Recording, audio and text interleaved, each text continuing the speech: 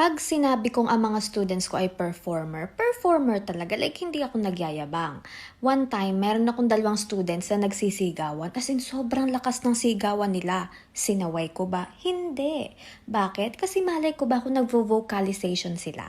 Kasi one time, meron akong student na from voice major, sumali siya sa The Voice Thailand and nakarating siya sa semifinals. So malay ko ba na baka yung dalawa ay gusto rin mag-audition sa The Voice Thailand.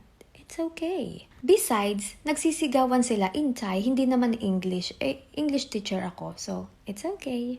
If matagal na kayo nanonood sa akin, alam niyo na nagtuturo ako sa performing school na ang tinuturo ay mga skills. And nakakatuwa lang, like yung mga students ko, minsan magugulat na lang ako, meron na talaga silang commercial, lumalabas na sila sa teleserye.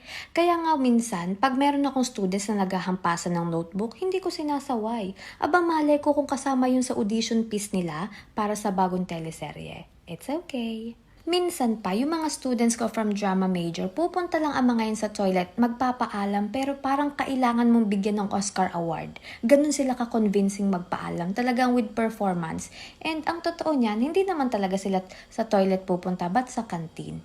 It's okay. And yes, hindi nila strength ang pagsasalita ng English, pero pag pinag-perform sila, sobrang galing. Like minsan, pag nanonood ako every week, meron silang performance bawat major, hindi mo iisipin talaga na student sila kasi napaka-professional nila. Sobrang galing nila mag-take care sa sarili nila. Like, it's okay na walang ballpen, it's okay na walang pencil, basta kompleto ang makeup kit. It's okay.